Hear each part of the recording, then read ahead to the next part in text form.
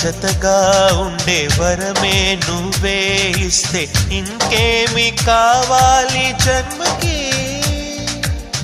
మచ్చలేని చంద్రుడిని మాట రాక చూస్తున్నా, వరస కాని బంధుని చొరవ చేసి అంటున్నా, ఇంకెప్పుడు ఒంటరినని అనరాదని, నీకు సొంతం అంటే నేనేనని.